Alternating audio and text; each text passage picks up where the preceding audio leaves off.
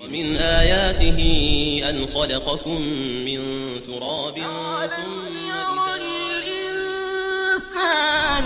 أنا خلقناه من نطفة فإذا هو خصيم لقد خلقنا الإنسان في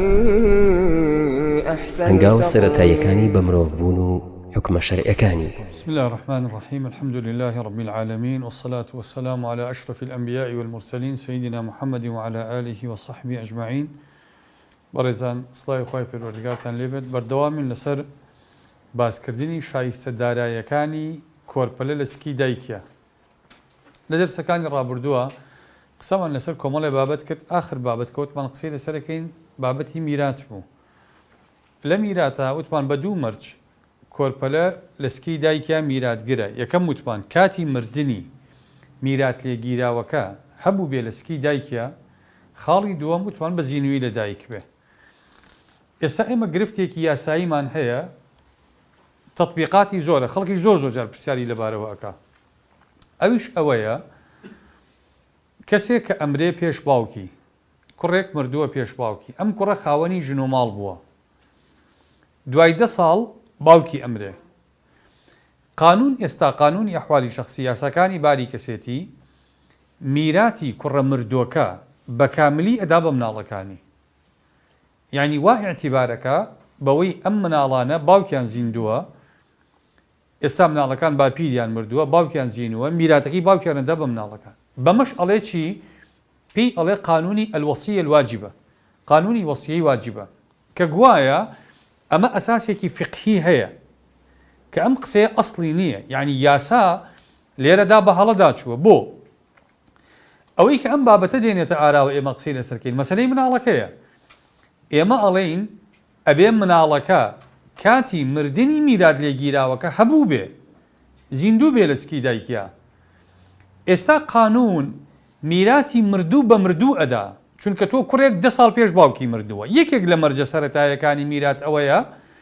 ئێمە ئەڵێین هەر کاتێک کەسەکە ئەمرێ ئەبێ میراتگرەکەی زیینوو بێ. ئێستا کەسێک مردووە میراتگرەکەی 10 ساڵ پێش خۆی مردووە، شتیوانیە لە شەرعی خوایە. قانون ئێستا تەطبیقی ئەکا.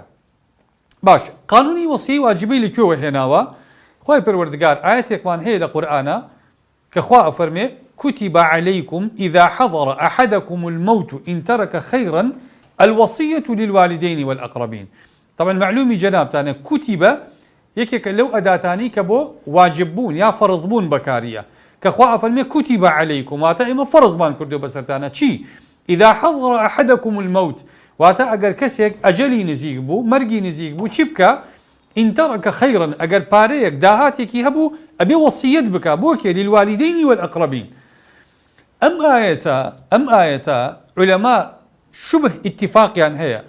لسلوي أم آية منسوخة واتا حكمكي هلوشين داوتو بچي بآيات مواريث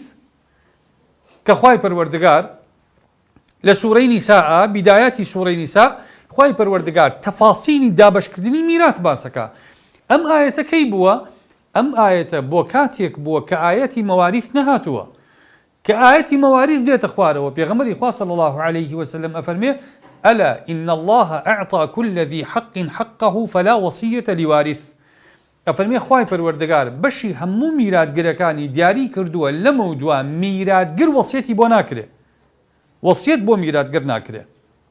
باش كواتا أو آيتي كبي ألين آيتي واجب كردني وصيت أو آية حكمكي منسوخة، حكمكي منسوخة. أما يك دوم استاقر بين آيتك بوغيني ميلاد غير حكمكي باقية من الله كاني أمبياوا بلين كرزاكاني أمبياوا كباو كان بيش بابيديان مردوا أم كرزايانا أجر قريمان وصيتي شان بوبكين أجر قريمان بابلين وصيتك واجب كين نسر بابيديان جاري أبي بابيدك وصيت بك قانون ببي وصيتي بابيدك باش ميراتي باو كان داتي أميكي كلا خلال قانوني كان دوم ئەگەر باپیرەکە وەسیەت بکە نەبێ وەسیەتی باپیرەکە طبعا دەسەڵاتی ئینسان لە وەسیەتە یەک لە سەر سێ ماڵەکە ئەگرێتەوە. ئەم کە بەشی کوڕەکە ئەدا بە مناڵەکان یعنی کوڕە مردووەکە ئەکا بە میراتگەر ئەگەر ئەو کوڕە میراتگرە نیوەی میراتێکەش بەرێ قانونی دا بە مناڵەکانی لە کاتێککە ئەمە مخالیفی قەواعیدی وەسیەیە کە ماڵین وەسیە لە مقداری ثلوثایە. خاڵی سێیەم کە ئاڵین ئەمە مخالفەی شەرعەکە قانون دێ بە کاملی بە مەقطوعی پارەکە ئەدا بە مناڵەکان لە کاتێکە مقداری وەسیە مەقطوع نییە مقداری وەسیە نابێ مەقطوع بێ ئەمانە هەر هەمووی مخالفن ئیدی قانونی ژەگەر بیدوێنی ئەڵێ وەڵام من ئەوم ئەساسێکی شەرعی هەیە ئەم قانونی وەسیەی واجبەیە ئەساسێکی شەرعی نییە پێویستە ئیعادە نەزەری پیا بکرێتەوە و هیچ کەسیش وەری نەگرێ یعنی ئیشکالەکەی ئێمە لەوایە ئەگەر قانون زوڵمێ بکا خەڵکی مسلمان نابێ زوڵمەکە بەسەریا تێپەڕێ نابێ خەڵکە مسلمانەکەی ئێمە بڕوا بەم قانونە ئەم بەشە میراتە وەرگرێ چونکە ئەمە ئەساسەکەی فقهی نییە. ئەوەکو ملاحەزەیەک حەزم کرد عرضتان بکەم بۆ ئەوەی کە ئێمە بزانین ئێمە کاتێک میرات ئەدەین بە میراتگر ئەبێ میراتگرەکە هەبووی هەبێ لە کاتی مردنی میرات لێگیراوەکە قانونی وەسیەی واجبە بریتیە لە میراتگرتنی مردوو لە مردوو کە ئەمە مخالفەی مەبادیئی شەرعە. ئێستا دێمە سەر تەفاسیلی ئەو حکمانەی کە مناڵ چۆن میرات ئەبا. خاڵی یەکەم طبعا کۆمەڵێک مەسائل متعلقە بە مۆزوعەوە. یەکەم چی ئەبێ بە بەڵگە لەسەر بوونی مناڵ طبعا ئێمە وتومانە مناڵەکە ئەبێ بە زینوی لەدایک بێ بۆ ئەوەی میراتگر بێ کەی بە زینو لە قەڵەم ئەدرێ بۆ ئەوەی میراتگر بێ طبعا ئێمە ئەو ئەحادیثانی پێغەمبەر صلی الله عليه وسلم کە هەمانە باسی ئیستیهلالەکە ئیستیهلال لە زمانی عەرەبیە وا تەفسیرەکرێ کە بریتیە لە ڕەفع الصوت بریتیە لە دەنگ بەرزکردنەوە کە پێغەمبەری خوا فەرمێ صلی الله عليه وسلم إذا استهل السقط ئەفەرمێ ئەگەر مناڵ دەنگی لێ بەرز بۆوە باشە حەدیثەکە ڕاستە باسی دەنگ لێ بەرز بوونەوە ئەکا بەس ئەگەر دەنگی لێ بەرز نەبووە مناڵەکە بەڵام لەدایک بوو باوێشکێکیە ئەو جا مناڵەکە مرد یا مناڵەکە لەدایک بوو پژمی ئەو جا مناڵەکە مرد یا مناڵەکە لەدایک بوو مەمکی دایکی گرت دواتر مناڵەکە مرد بەس بەبێ ئەوەی مناڵەکە دەنگی لێ بەرز بێتەوە ئەم جوڵانەی مناڵەکە بەڵگەی بوونن بەڵگەی ژیانن بەڵگەی زیندوو بوونن واتە مناڵەکە ئێستا ئەم جوڵانەی کردووە دواتر مرد بە میراتگر حسێبەکرێ یا بە مردوو لەدایک بوو حسێبەکرێ. طبعا زۆرینەی زۆر وڕأی راجح بقوة ئەوەیە کە پێغەمبەری خوا صلی الله عليه وسلم ئەفەرمێ إذا استهل السقط واتە ئەگەر دەنگی لێ بەرز بووە بەس وەسیلەی حەیات واتە نیشانەی زیندوو بوونی مناڵەکە تەنها دەنگ لێ بەرز بوونەوە نییە هەر یەک لەمانە بە نیشانی ژیان حسێبەکرێ بۆ مناڵەکە. ڕاستە مالیکیەکان ئەڵێن نەخێر ئەبێ ئیلا دەنگ بەرزکردنەوە بێ بەس ئەمە ظاهری بوونە لە وەرگرتنی نەسا چونکە مەبەستی پێغەمبەر صلی الله عليه وسلم ئەوەیە مناڵەکە بە زیندوی لەدایک بێ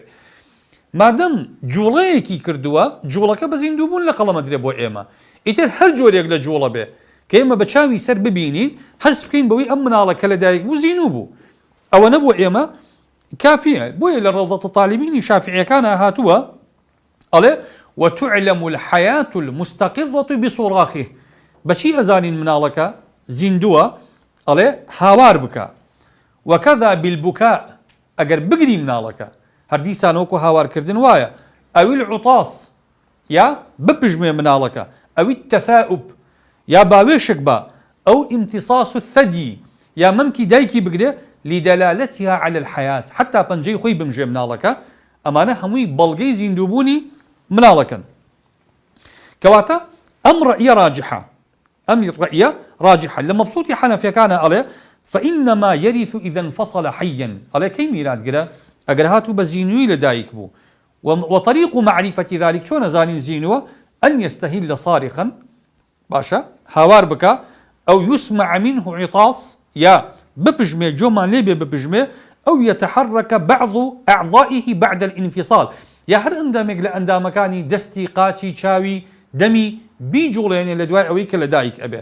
طبعا ڕەئی ڕاجحیش بریتیە لەمە چونکە حتا معنای ئیستیهلال لە زمانی عەرەبیە ڕاستە بۆ هاوارکردن بەکاردێ بەڵام ئیستیهلال لە زمانی عەرەبیە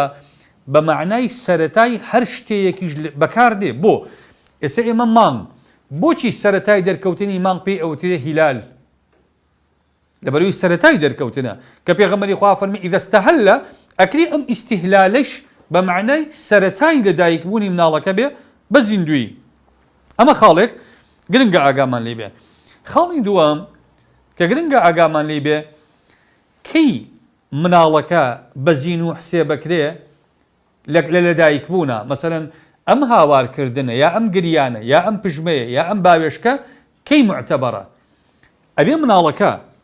بە تەواوەتی لە دایکی جابوو بێتەوە یا مناڵەکە لە کاتی لە دایک بوونە بۆ نمونە مناڵەکە سەری هاتووە سەنگیشی هاتووە بەس بە تەواوەتی لە دایکی جا نەبووتەوە ئێستا مناڵەکە بپژمێ بکۆکێ مناڵەکە بگری مناڵەکە هاوار بکە ئەمانە معتەبەرن یا ئەبێ مناڵەکە بە تەواوەتی لە دایکی جا بێتەوە ئەو جا جوڵەکەی معتەبەرە طبعا لێرە زۆرینەی زانایان کاڵم زۆرینە واتە جمهور لەسەر ئەوەن ئەڵێ نا ئەبێ مناڵەکە بە تەواوەتی لە دایکی جا بێتەوە ئەو جا معتەبەرە واتە لە کاتی لە دایک بوونەکەیە لەو کاتەی کە سەری هاتووە لەو کاتەی کە سنگی هاتووە بگری کە لە دایکی جابووەوە نەجوڵێ واتە لە مەرحەلەی لە دایک بوونە بمرێ لەما ئەڵێن بە زین و حسێب ناکرێت کەواتە میراتگەر نییە ئەبێ بە تەواوەتی جا بێتەوە ڕەیەکی کەمینەمان هەیە بەس والله ئەعلەم یعنی ڕەیە کەمینەکە بە قووەترە بۆچی بە قووەترە چونکە پێغەمبەری خوا صلی الله عليه وسلم ئێمە مەناڵی حکمەکە حەدیثەکەی پێغەمبەرە کە فەرمێ ئیذا استەهەل السقط صارخا ئەفەرمێ ئەگەر دەنگی لێ بەرز بۆ مناڵەکە یا نیشانی زیندووبوونی ئێکوا پێغەمبەری خوا صلی الله عليه وسلم فەرمیەتی ئەبێ بە تەواوەتی لە دایکی جا بێتەوە ئەو جا نیشانی ژیانەکەی معتەبەرە کوا لە حەدیثەکە یاشتی وای باس کردووە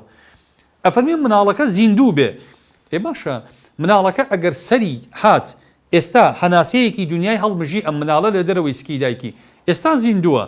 بۆچی ئێمە بە مەرج بیگرین ئەبێ بە تەواوەتی لە دایکی جا بێتەوە ئەو جا نیشانی ژیانەکەی قبوڵە لەبەرەوە ظاهیرەکان لە مۆزوعەیە من تەسەورەکەم ڕەئیەکەیان دقیقترە لە ڕەئی جمهور چونکە مەناڵی حکمەکەیان دقیقترە ظاهیرەکان ئەڵێ نەخێر ئەڵێ هەر حرەکەیەک بکا مناڵەکە لە مەرحەلەی لە دایک بوونە با تەواویش لە دایکی جا نەبوو بێتەوە بە زیندوو لە قەڵەمە درێ طبعا لە محەلایە ئیبن حەزم ئەڵێ ئەڵێ ومن ولد بعد موت مورثه هەر مناڵێک لە دایک بوو لە دوای ئەوەی میرات لێگیراوەکەی مردووە فخرج حيا بزینوی لە دایک بێ كله ئەو بعضه واتە مناڵەکە هەمووی زینوو بوو کە لە دایک بوو یا بەشێکی زینوو بوو کە لە دایک بوو ئەقله ئەو ئەکثره یعنی مناڵەکە زۆربەی بۆ نمونە جسمی مناڵەکە بکە با بڵین ئەگەر 40 سانتیمەتر بێ ئەگەر 10 سانتیمەتری هاتبوو دەرەوە لە دایکی جابوو بۆەوە ئەمە ئەقلی هاتووە ئەگەر 30 هاتبوو ئەکثەری هاتووە ظاهیرەکان ئەڵێن ئەقل بێ یا ئەکثەر مادەم ئەو بەشەی کە هاتووە نیشانی ژیانی تیا بووە سەری هاتووە پژمیوە سەری هاتووە باوێشکی یاوە سەری هاتووە گریاوە سەری هاتووە هاواری کردووە مناڵەکە ئەڵێ ئەو نەکافیە بۆ ئێمە زانیمان ئەم مناڵە هەناسەیەکی داوە لە دەرەوەی سکی دایکی بە زیندویی ثم مات بعد تمام خروجه ئەڵێ ئەنجا مناڵەکە بمرێ دوای ئەوەی کە بە تەواوی لە دایک بوو مرد ئەو قبل تمام خروجه یا لەم مەرحەلەی لە دایک بوونەیە مناڵەکە گیانی دەرچوو عطس ئەو لەم یعطس مناڵەکە پژمی یانە پژمی ئەفەرمێ وصحت حياته بيقين بەڵام دڵنیا بووین لەوەی کە مناڵەکە لە قۆناغی لە دایک بوونە زینوو بوو بحرەکەتی عین ئەڵێ با یەک چاویشی تروکانە بێ مناڵەکە ئەو یەدین دەستێکی ئاوا لێکردە بێ لە کاتی لە دایک بوونە ئەو نەفەسین یا مناڵەکە هەناسەیەکی دابێ ئەو بأي شيء صحت یا بە هەر شتەیە کە زانیمان زینوو بوو ئەڵێ فإنه يرث ويورث مناڵەکە بەم حرەکەیە بە زیندوو لە قەڵەم ئەدرێ میراتیش ئەگرێ میراتیشی لێ ئەگیرێ ئەم ڕەئیە دقیقترە علمیەن و ئەم ڕەئیە گونجاوترە لەگەڵ حەدیثەکەی پێغەمبەر صلی الله عليه وسلم کە ئێمە بڵین چونکە لەوانەیە لەم قۆناغەیە ئێمە زەحمەت بێ بتوانین بزانین ئەم مناڵە ئادەی زۆری لە دایکی جابوو بۆەوە یا کەمەکەی لە دایکی جابوو بۆەوە کە حرەکەکەی کرد ناوەڵا قەڵین ئەگەر هاتوو شایەتمان هەبوو بەوەی ئەم مناڵە لە قۆناغی لە دایک بوو زیندوو بوو کافیە بۆ ئێمە ئەگەر بە تەواویش لە دایکی جا نەبوو بێتەوە بابەتێکی تر کە ضرورە ئێمە بیزانین ئەم حکمانی من باسیەکەم بەچی ئەیسەلمێنی یعنی تۆ حکمی شەرعی پێویستی بە قەرینەیە پێویستی بە بەیینەیە پێویستی بە بەڵگەیە چ بەڵگەیەک ئەمە بۆ تۆ پشتڕاست دەکاتەوە جەنابەت لە قەزاءە یا بۆ ئەوەی فتوای پێ بدەی ئەبێ کێ شایەت بێ لەسەری ئەبێ چەند شایەت بێ لەسەری طبعا بۆچوونی پەسەند لێرە ڕەئی ڕاجحی علەما ئەوەیە علەما 4-5 ڕەئیان هەیە هەندێک گەڵێن ئەبێ ئافرەتێک ممکنە هەندێک گەڵێن 2 ئافرەت هەندێک گەڵێن 2 پیاو هەندێک گەڵێن پیاوێک و 2 ئافرەت هەندێک گەڵێن 4 ئافرەت منطقیترین ڕەئی ئەوەیە شایەتی 1 ئافرەت قبوڵە لە مۆزوعانەیە بۆ چونکە ئەم بابەتانە برایان خوشکان بابەتێکن تایبەتن بە کێشەکانی ئافرەت خۆیان کەواتە وعادەتەن ئەم جۆرە مەجلیسانە ئافرەتی تایە مەجلیسێک ئافرەتێک مناڵی ببێ منطق نییە بڵێ پیاو شایەت بێ لەویە 2 پیاو ئەبێ شایەت بێ لەویە لەکوێ پیاو شایەت بێ لەویە کەی ئەوە مەجلیسێکە پیاو حضوری هەبێتایە ئەسڵەن کەواتە ئەم بابەتانە تایبەتمەندیەکانی ئافرەتن لە تایبەتمەندیەکانی ئافرەتیشە شایەتی ئافرەت قبوڵە نیسامی شایەتی ئافرەتیش لەم بابەتانەیە 1 ئافرەت بێ بەسە ئەمە دائیمەن ئەو گرێ کوێرانە بۆ ئێمە حەل ئەکان کە هەندێک کەس بە نەزانی خۆیان ڕخنە لە حکمەکانی خوا ئەگرن ئەڵێن بۆچی شایەتی 2 ئافرەت بە پیاوێکە چێ ئەوەڵێن ئەم حکمە مطلق نییە و ئەم حکمە بەپێی تایبەتمەندیەکانی شایەتی ئافرەتەکە ئەگۆڕێ ئەو بابەتانەی کە تایبەتن بە ئافرەتانەوە ئێستا ئەم مەسەلەیە بۆ نمونە مەسەلەی مناڵ بوون تایبەتمەندی خۆیانە شایەتی 1 ئافرەت زۆربەی زانایان ئەڵێن و حەدیثیشیان پێ نەک بڵێ وەڵا ئەمە زانایان لەبەر خاتی ڕێکخراوەکانی ژنان وایان وتووە یا لەبەر مافەکان نا ئەوان بە حەدیثەکانی پێغەمبەر وا ئەڵێن صلی الله عليه وسلم ئەم شوێنانە شایەتی 1 ئافرەتایە قبوڵە مەسەلەی عیددەی ئافرەت شایەتی 1 ئافرەتایە قبوڵە کچێنی شایەتی 1 ئافرەتایە قبوڵە شیر پێدان 1 ئافرەتایە پێ قبوڵە بۆ چونکە ئەمانە تایبەتمەندی ژیانی خۆیانن ئەی بۆ لە هەندێک بابەتە شایەتی ئەوان قبوڵ نییە لەبەروی ئەو بابەتانە تایبەت نین بەوانەوە و حضوریشیان تایە کەمترە ئافرەت یعنی مختص نییە مهتەم نییە پێی ئەسڵەن لەبەرەوە بابەتەکە بەپێی نوعیەتی حکمەکە شایەتی ئافرەت ئەگۆڕێ ئەمە هەڵەیە ئێمە بڵین لە ئیسلامە شایەتی 2 ئافرەت بە پیاوێکەچێ چونکە ئەمە گشتگیریە ڕەهابوونە لە دەرکردنی حکمە ئێمە ئەڵێن ئەم حکمەوانیە خوا شوای نەفەرمووە لە قورئانە پێغەمبەریش صلی الله عليه وسلم وا تەطبیقی نەکردووە ئافرەت لە شوێنی خۆیە شایەتی خۆی لە هەندێک بابەتە ڕێز لێگیراوە و شایەتی بەقەر شایەتی پیاویش بە قووەتە چۆن ئێمە لە هەندێک بابەتە شایەتی پیاو ڕەت دەکەینەوە لە هەندێک بابەت شایەتی ئافرەت ڕەت دەکەینەوە کەواتە مەسەلەکە علاقی بە ڕەگەزی شایەتەکانەوە نییە ژنین یا پیاو علاقی بە بابەتی شایەتی دانەکەەوە هەیە زۆر کات لەبەرەوە ڕەئی ڕاجح لەم مەسەلانەیە بەڕێزان علەما قەناعەتیان وایە شایەتی 1 ئافرەت ئەخوا بەس بەمەرجێ دایکی مناڵەکە خۆی نەبێت شایەتی دایکی مناڵەکە مەقبول نییە بۆ لأنها متهمة بجر المغنم لنفسها چونکە ئافرەتەکە لێرە گومانمان هەیە شایەتەکەی لە بەرژەوەندی خۆی بێ لە قەضائیشە هەر کەسێک متهم بوو ئێستا بۆ شایەتی باوک بۆ کوڕ یا کوڕ بۆ باوک یا برا بۆ برا ناخوا چونکە محابات هەیە لە بینیانە کە محاباتیش هەبێت خۆشەویستیەک هەبێ پابکە پاڵ بنێ عاتیفەکە پاڵ بنێ بەوی لەوانەیە کەسەکە شایەتەکەی دقیق نەبێ شایەتەکەی ڕەت دەکرێتەوە لەبەرەوە لێرە 1 ئافرەت شایەتەکەی قبوڵە بەمەرجێ دایکی مناڵەکە خۆی نەبێ مامانەکە شایەتیمان بۆ بدا پەرستارەکە شایەتی بدا مەسەلەن هەر کەسێک کە شایەتی بدا بڵێ ئەو مناڵە لە قۆناقی لە دایک بوونا جوڵا من بینیم جوڵە ئەم شایەتیە کافیە بەس ئەگەر ئەوانەی ئامادە بوون ئافرەتەکان شایەتیان نەدا بەس دایکی وتی وەڵام مناڵەکە جوڵاوە ئەم قسەی دایکی قبوڵ ناکرێت چکە لەوانەی ئەوەلەن دایکی لەبەر ئازار و ئێش و بەتایبەتی ئەگەر عملیات بێ ئێستا هەر بەنجەکرێ ئەستن ممکن نییە بڵێ وەڵام من بینی مناڵەکە جوڵا بەس پەرستارەکە بڵێ وەڵام من نەمبینی تۆ چۆ بینی و چۆن نێبینی واتە متهمەتیایە لەبەرەوە شایەتی 1 ئافرەت قبوڵە حديثێکمانەیە لە بوخاری بۆی عرستان کەم کە عولەما بە چ بەڵگەی حديثێکی پێغەمبەر صلی الله عليه وسلم ئەڵێن شایەتی 1 ئافرەت قبوڵە حديثێکی بوخاری هەیە سەحابیەکە فەرمێ تزوجت امرأة ئەفەرمێ ئافرەتێکم مارەکەت فجاءتنا امرأة سوداء ئەفەرمێ ئافرەتێکی ڕەشپێس هات فقالت أرضعتكما ئافرەتەکە گوتی وەڵام من شیرم داوە بە هەردووکتان فأتيت النبي صلى الله عليه وسلم شوت خدمة بيغمبر صلى الله عليه وسلم فقلت تزوجت فلانة بنت فلان قلت من فلان كسيك شي فلان هنا فجاءتنا امرأة سوداء فقالت لي إني قد أرضعتكما ئافرەتێک ئێستا هاتووە ئافرەتێکمان لێ تاعین بووە ئەڵێ وەڵام من شیرم داوە بە هەردووکتان وهي كاذبة پیاوەکە درۆیژەکە لە کاتێکە فأعرض ئەڵێ پێغەمبەری خوا صلی الله عليه وسلم پشتی تێکردم جوابی نەدامەوە فأتيته من قبل وجهه ئەڵێ ئەم جارێکە چوومەوە بەردەمی قلت إنها كاذبة قلتم أي پیغمبری خوا دروءك أو آفرته شيني نداو بإيما على پیغمبری خوا صلى الله عليه وسلم فرمي كيف بها وقد زعمت أنها قد أرضعتكما فرمي باش چی تازو آفرته على شيرم داو بهردوكتان دعها عنك فرمي وازي لي بينا حديثك لبخاري هي زور واضحة زور صريحة لسروي شايتي يك أفرد بشير بيدان بيغمر إخوة صلى الله عليه وسلم عقد زواجك بيها الله وشينيتو أفرم دعها عنك واسيلي بينه وافته واعله شايتك مقبولة لمصنف في عبد الرزاق باسي أثريك أفرمي أفرتك لسردمي خلافتي عثماني كري عفان رضا ورحمتي إخوة لي أفرمي سيمال هبو جنو جن خوازيان كردبو بيكوا جن بجنيان كردبو بيكوا أفرمي آفرتك هات قالت أنتم بني وبناتي وتي والله مشير مدوابة هموتان كروك شي من الله إمام عثمان فرق بينهم جاي كردنو هرسي مالك هل وشانو بشايتي يك آفرت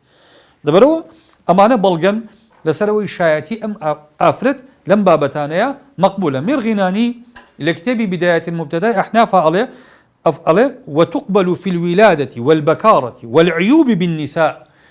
عليه لموضوعي لدايك بونا كتشينية أو عيباني كتايبة بآفرتوا في موضع لا يطلع عليه الرجال لبابتك كعادة بياو مهتمنية يا معنينية بشهادة امرأة واحدة شايت يك آفرتيا كافية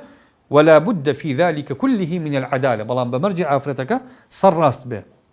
لبداية الصنايعي هر أحناف عليه كاساني عليه ولو شهدت القابلة أو الأم عليه أقل ما مانك يا دايكي منالك قلت يا منالك دنجي لبرز كردوتوا عليه تقبل في حق الغسل والصلاة عليه شايتي هر يك لو دوانا لما سلي شوردنو نيوش كردنكيا قبولة وأما في حق الميراث عليه بلام دربارين ميراثي فلا يقبل قول الأم بالإجماع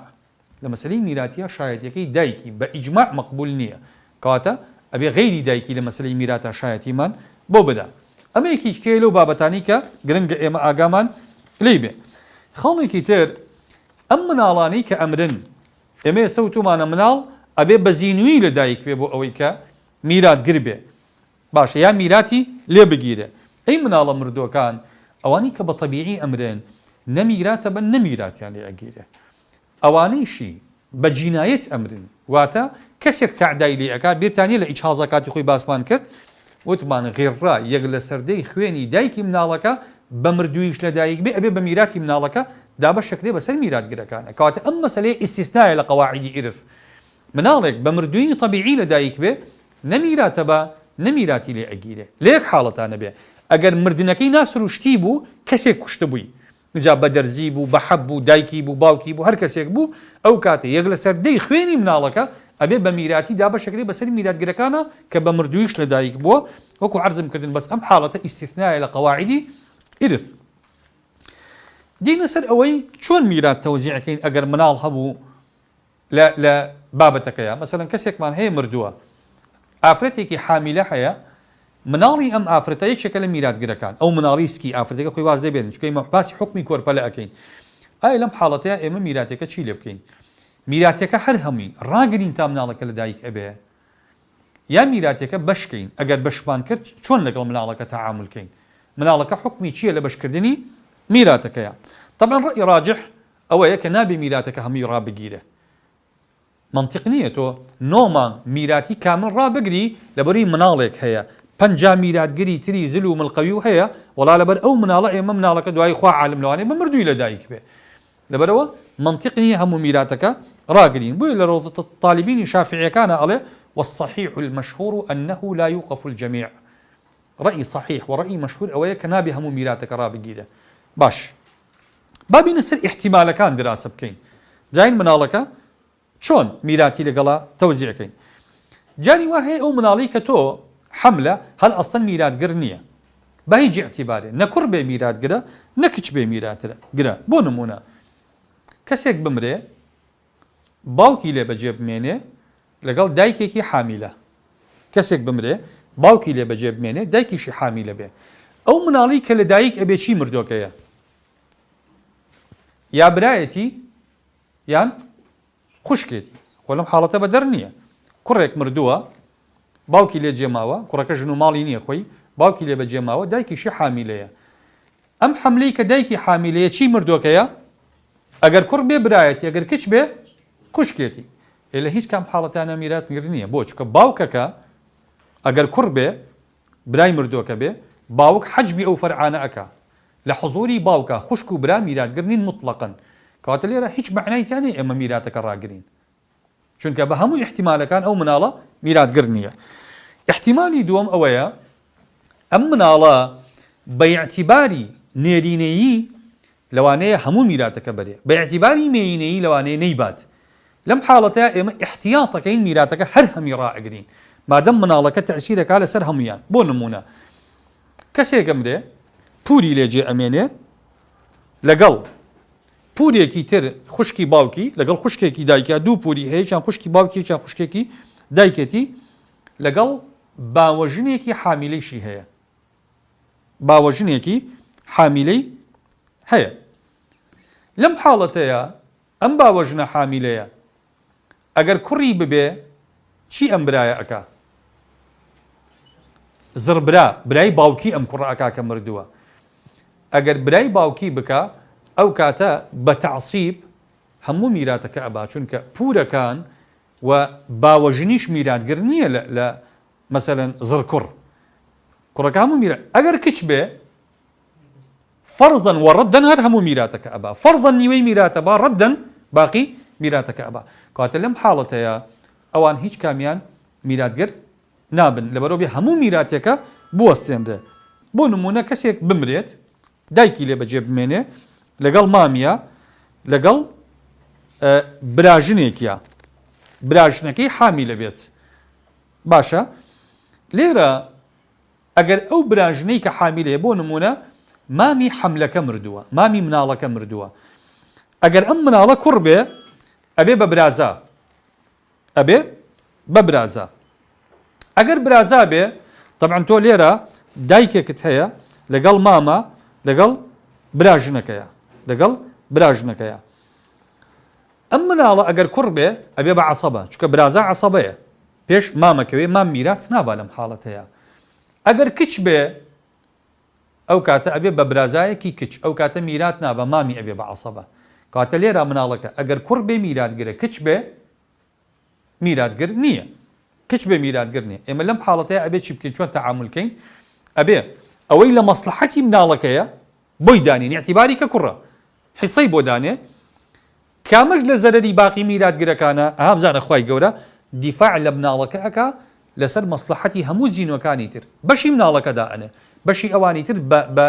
کامە ئەسوە احتیمالە بۆ ئەوان داێنێ ئەنفە احتیمال بۆ مناڵەکەدا ئەنێ.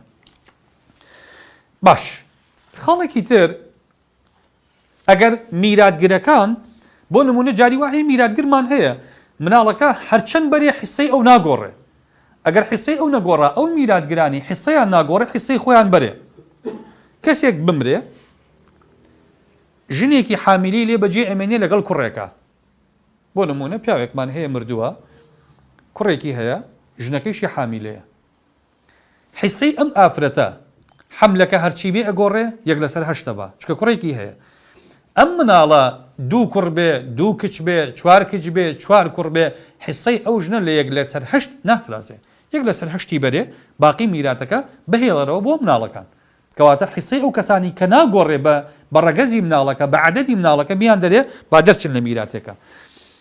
ئەوەی کە حیسەی نوقسانە بێ بە مناڵەکە وەکو عەرزم کردن حیسەی کەمتری بدەرێ. کەسێکمان هەیە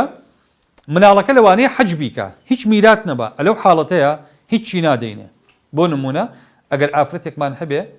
کوڕێک ئەمرێ خێزانەکەی حامیلەی و برایەکیشی هەیە ئەگەر مناڵی ئەم ژنە کوڕ بێ براکەی میراتگر نابێ ئەگەر کچ بێ براکەی میراتگرە بێ وانە کاتە لەم حاڵەتەیە هیچ مەدە بە براکەی با بزانین ئەگەر کوڕ بوو ئەو کاتە براکەی میراتگر نیە ئەگەر کچ بوو ئەو کاتە نیوەی میراتەکەی کچەکەی ئەیبە نیوەکەی تری بە عەسەبە ئەدرێ بە براکەی. بەم شێوازە دین تەعامل لەگەڵ میراتە ئەکەین. ئەمێنێتەوە ئەوەی کاتی خۆی عولەما باسییان کردووە باشە ئەبێ ئافرەتەکە سکەکە ئێمە چۆن دای بنین ئەگەر هاوبەشی ئەکا لەگەڵ باقی میراتگرەکانی ترا حسێبی دوو کچی بۆ بکەین. ئەم مۆزوعانە ئێستا حەوت عولەما حەوت قەولیان هەیە ئەستەن پێویست ناکا بچینە ئەم خلافەوە بۆ کاتی خۆی ئەوان سۆنەریان نەبووە. ئێستا ئێمە بە جیهازی سۆنەر لەوانەیە سۆنەر دقیق نەبین لە ڕێک دیاریکردنی ڕەگەزی مناڵەکە بڵین کچەیە کوڕە بەڵام خۆ 100% ئەتوانین دقیق بین بڕین مناڵەکە دوانەیە یا یەک مناڵە کاتی خۆی علەما وتیانە لەوانەیە 2 کچ بێ و لەوانەیە 2 کوڕ بێ و لەوانەیە 4 کچ بێ و لەوانەیە 3 کوڕ بێ ئەمانە هەمووی تەسیری کردووە لەسەر قسەی میراثگرەکانی تر ئەمانە هەر هەموو ئەم قسانە ئێستا ئێمە هیچ ئیشمان پێی نەماوە ئەو کاتە بۆ ظروفی خۆیان قەولەکەیان دقیق بووە علمی بووە بەڵام ئێستا ئێمە ئەوڕێ سۆنەری بۆ ئافرەتەکەکەین پێمانەڵێ دوانەیە یا دوانە نییە مەسەلەی ڕەگەزەکەی دقیق نییە سۆنەر زۆر جارتیایە ئەمە ئەهێڵینەوە بۆ ئەسوە احتیمال بۆ باقی میراثگرەکان و ئەحسن احتیمال بۆ مناڵەکە خۆی ئەبەم شێوازە بەڕێزان تعامل لەگەڵ میراثی مناڵە ئەکرێت باش ئەمێنێتەوە بابەتی وەسیەت مەسەلەی وەسیە بۆ مناڵەکرێ بەڵێ وەسیەت بۆ مناڵەکرێ وەکو وەسیەت چۆن بۆ گەورە ئەکرێ مەرجەکانی وەسیەت چین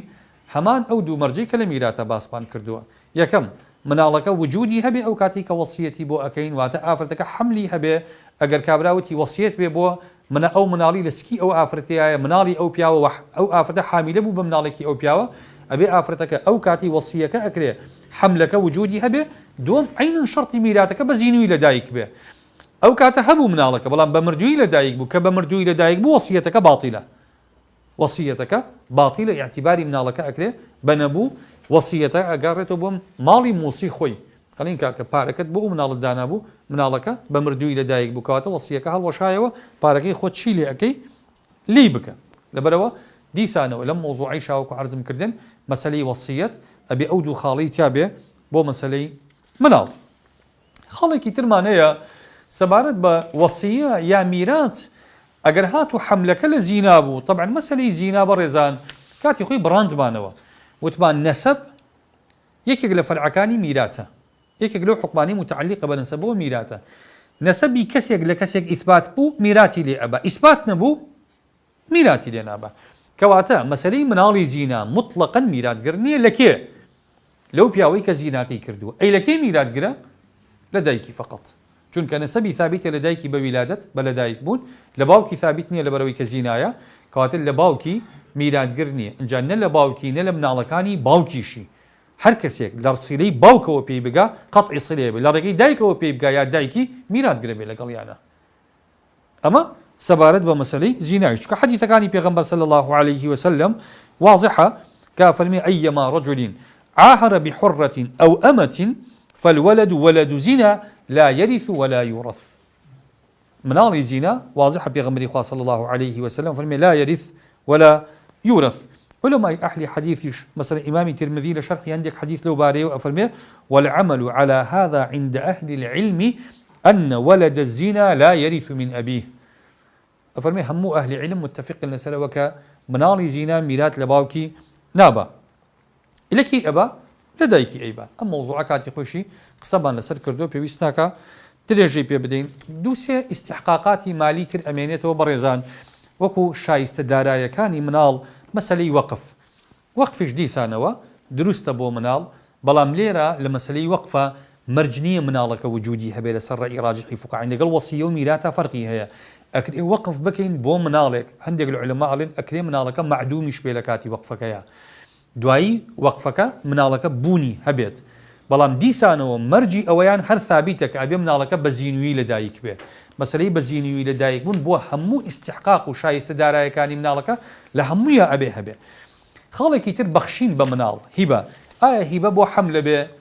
ڕەئی ڕاجحی فوقها ئەوەیە نەکرد هیبە بۆ حەمل نابێ بۆ چونکە هیبە عەقدە پێویستی بە ئیجاب و قبول هەیە وەلی ئەمرەکەیشی ناتوانێ ئیجاب یا ناتوانێ قبول بۆ مناڵەکە بکە بۆچی بۆ نمونە لە ئیقناعی شافعیەکانە هاتووە ئەڵێ ويشترط في الموهوب له ئەگەر شتێکمان بەخشی بە کەسێک بێ پێ بەخشراوەکە أن يكون فيه أهلية الملك لما يوهب له ئەبێ بتوانێ خاوەندارێتی بەخشراوەکە بکە فلا تصح لحمل کەواتە بەخشین بۆ مناڵ شەرعی نییە دروست نییە تۆ بڵێ وەڵام من بۆ نمونە ئەم خانووەم بەخشی بەو حەملەی ئەو ئافرەتە کەوتت بەخشیم وتمان بە وەسیە دروستە بە وەقف دروستە باشە لی گەڕێن بە میراث ئەگەر میراثگرت بێ دروستە بەڵام بەسیغەی بەخشین دروست نییە چونکە ئەم بەخشینە عەقدە ئەبێ مناڵەکە بڵێ قبوڵم کرد ئەو ئەهلیەتی نییە وەلی ئەمرەکەیشی ناتوانێت بۆی قبوڵکە بۆ چونکە قابلی تەملیک نییە مناڵەکە حتا میراثەکەی کە بۆی دائەنین ناڵین مناڵەکە خاوەنێتی وتومانە مناڵەکە لە داهاتووە ئەگەر بە زینووی لەدایک بوو ئەبێ بە خاوەنی بە مردووی لەدایک بوو خاوەندارێتی ناکە کەواتە هیبەیش بە مناڵەکە نادرێ بابەتێکی ترمانەی مەسەلەی شوفعە جەنابتان نەزانن حەقێکی داراییە بریتە لە چی بریتە لەوەی بۆ نمونە من خانوویەکەم هەیە خانۆکەم بەدەم خانۆکەی جەنابتەوەیە حەوشەکەمان یەکێکە دەرگامان بەسەر یەکەوەیە باشە ئەگەر تۆ بتەوێ خانۆکەت بفرۆشی مشتریت هەیە بۆ نمونە بە 4 دەفتەر دۆلار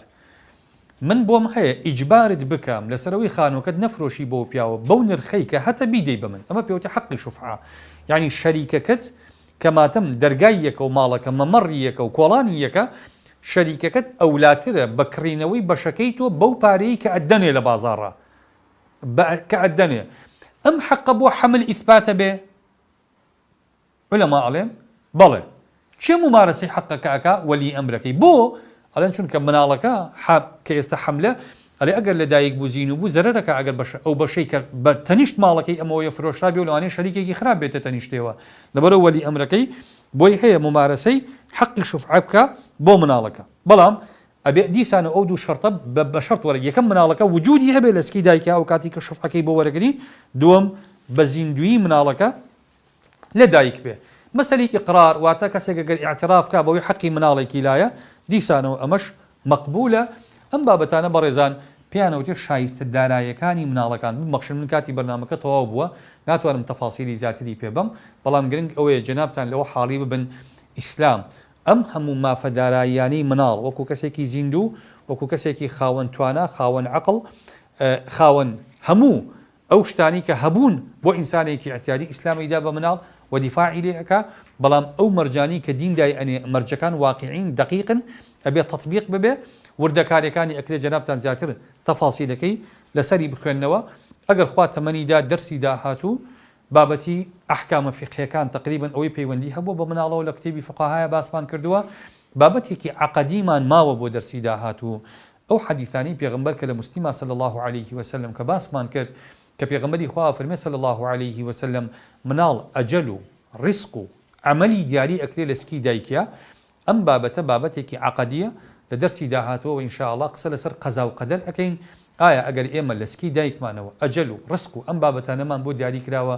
ئەی ئێمە چ دەسەڵاتێکمان هەیە و ئایا ئێمە ئەتوانین ئەم چارەنووسە بگۆڕین و ئەم چارەنووسە ئێمە ئیجبارەکەین لەسەر قبولکردنی یان نا قسە لەسەر ئەم بابەتە عەقەدیە ئەکەین ئەگەر خوا تەمەنیا دواتریش بۆ بابەتەکانی تر قسە لەسەر بابەتە هاوچەرخەکانی وەکو مناڵی بلووری و وەکو کۆپیکردنەوەی مرۆڤ و وەکو بەکرێدانی ڕەحم و وەکو دیاریکردنی ڕەگەزی مناڵەکەین